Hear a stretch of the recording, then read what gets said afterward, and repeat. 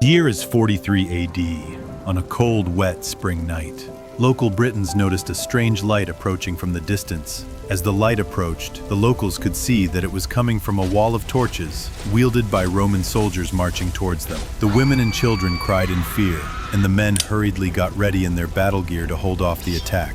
But as the wall of soldiers drew closer, the locals saw a singular dark figure standing between the Roman army and their town.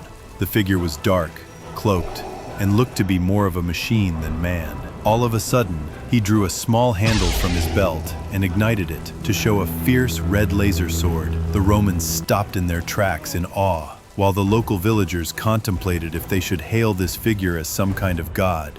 Roman soldiers turned to each other and asked, "What is this?" But the Roman commander, knowing that they have come too far to turn back, yells at his men to draw arms and attack. The dark figure draws his sword back, waiting for them to advance. Little did the locals know that this was the most powerful Sith Lord to have ever lived, Darth Vader, who had come from a galaxy far, far away to conquer an aura farm. But could this Sith Lord take on an entire Roman army? Find out in today's episode of Reimagination. In a galaxy far, far away, Darth Vader has just completed another successful mission, conquering a rebel base. When he is summoned by his master, Emperor Palpatine, the Emperor tells him that the Empire has discovered a way to traverse time and space to find more galaxies to conquer and expand the Empire. So he tasks his trusty apprentice with the job of taking over Earth. Darth Vader enters the shuttle that the Emperor had provided and flies into the vortex. The stars and sky distort as he flies through time and space. Everything suddenly reverts to normal as he comes to a sudden halt in the atmosphere of a strange planet in a new galaxy. Vader takes his shuttle down to land on a small island. When he disembarks, he sees signs of primitive life and peaceful settlements, not the resistance and blaster fire he was used to.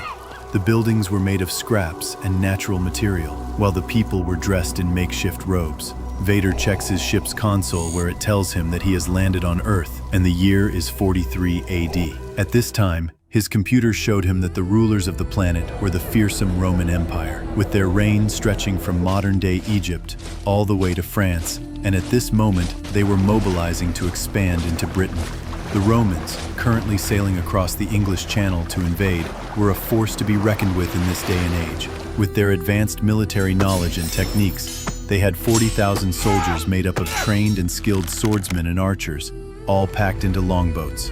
This was a huge advantage over the mostly tribal fighting of all the other nations. The Romans had been keen to conquer the UK for over 100 years at this point, when Julius Caesar first envisioned it in 55 BC. But it wasn't until Emperor Claudius wanted to show off his power and credibility that he gave the order to march on Great Britain. The soldiers were all confident in their chances. By this point, most of the experienced soldiers had helped in successfully conquering the northern parts of Africa, so they were joking and laughing on their boats into battle, wagering with one another over who would beat the most Brits in battle, though little did they know what was waiting for them. Darth Vader is by far one of the strongest and most fearsome enemies to have. Though he was badly injured from his battle against Obi-Wan Kenobi, he is now a half-human, half-cyborg who can use his power in the Force to move massive objects and even take out enemies in battle. But the most deadly weapon in his arsenal has to be his notorious red lightsaber. The power of the Kyber crystal in the handle creates a laser-focused blade which can cut through anything and deflect blaster fire. Not that he'd need this here. Darth Vader is the most feared Force wielder in his galaxy, and he was about to demonstrate why in this one. Dusk approached as the Roman warships docked on the River Thames. There was no civilization where they had landed, so they were able to disembark from their boats and march inland unnoticed. And that brings us back to where we left off. As the first wave of Roman soldiers approach Vader, he questions their approach. See, the Romans optimized their fighting style by advancing slowly under the cover of large shields, to then swarm and attack enemies with swords in a held-back, strategic manner. This, however, would not be effective against our Sith Lord. As the soldier approached, they found their legs getting heavier and harder to move, until they could not move at all. They turn to each other in disbelief as they are drawn slowly up from the ground and into the air. They then look back at Darth Vader to see he is holding his hand out, controlling them through some unknown magic. Vader then uses the Force to throw these soldiers aside and out of action. the Roman commander turns to the rest of his men, who all look like they have seen some form of witchcraft. None want to fight this monster, but the commander screams at all of them to charge with everything they have before picking up his sword and taking leave himself. As Darth sees the fierce commander approaching, he could use the Force like he did on the other men, but he decides to demonstrate his strength and readies his lightsaber. Finally, the Roman commander is upon Vader and swings his broadsword with all his might. As he swings, he feels the blade go light. Where he expected to parry with the figure's blade and start a duel, the fierce red laser of the lightsaber had melted and destroyed the blade of his sword.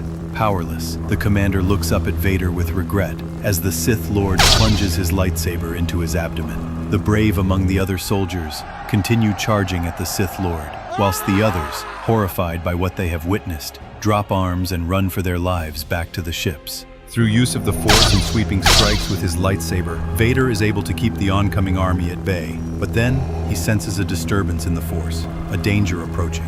He looks up to a sea of arrows approaching him. The remaining archer units of the Roman army had arrived and were providing backup for the infantrymen in the form of an organized onslaught of arrows. Vader readied his lightsaber to reflect these projectiles, but when he went to swing, he only cut a couple while one lodged itself in his robotic arm. He had discovered that, although primitive, these projectiles did not behave in the way blasters did back in his galaxy.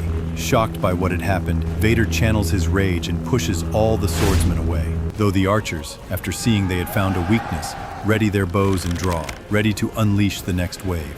Though they would find this to be futile, Darth Vader was done with toying with the primitive life forms after he had shown some vulnerability. So after slashing down all the oncoming swordsmen, he approached the wall of archers. They knocked their arrows, trembling as they awaited the call to fire from their new commander. Though when it came, they all released in tandem, unleashing a wall of arrows, all focused on Vader. The archers stood hopeful as they watched the arrows fly through the sky. But that hope slowly began to fade when the arrows they were watching started decelerating in the air until they came to a complete standstill. Vader was so strong with the Force that he had stopped every single arrow in midair as they flew towards him, and the stomachs of the Roman archers dropped as they saw the arrows slowly rotate in the air to face back at them. And then, with one last Force push, the arrows were unleashed and the Romans had nowhere to hide. Darth Vader's job was done. The Roman forces had been eradicated, and British dwellers saw him as a god and thanked him for protecting them.